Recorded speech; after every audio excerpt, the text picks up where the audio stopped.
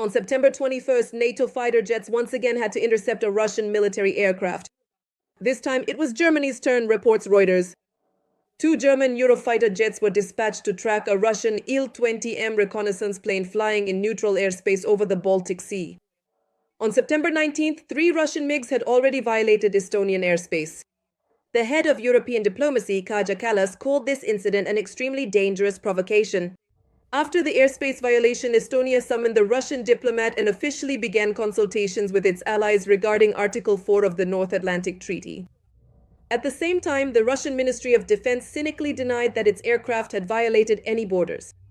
Tallinn initiated an emergency meeting of the UN Security Council due to the Russian provocation in Estonian airspace. It will take place on September 22nd.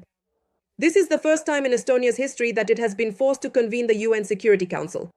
Meanwhile, Czech President Petr Pavel called on NATO to respond militarily to Russian provocations.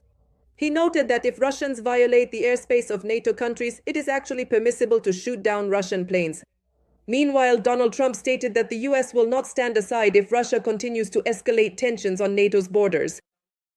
The US will help protect Poland. If Russia continues to escalate? It is known that on the night of September 10th, 24 Russian drones entered Polish airspace. During an interview with French President Emmanuel Macron, a CBS News journalist asked him whether he considered these incidents to be mistakes.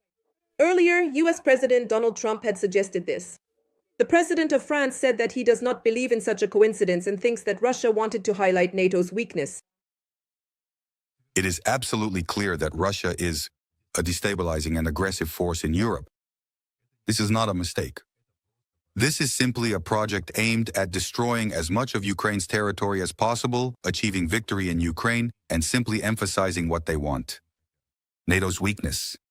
Macron also noted that although Donald Trump is making significant efforts to bring the war in Ukraine to an end through peace negotiations, organizing a summit in Alaska with the Russian dictator Vladimir Putin, there is no sign that the Kremlin leader wants to end the war in Ukraine.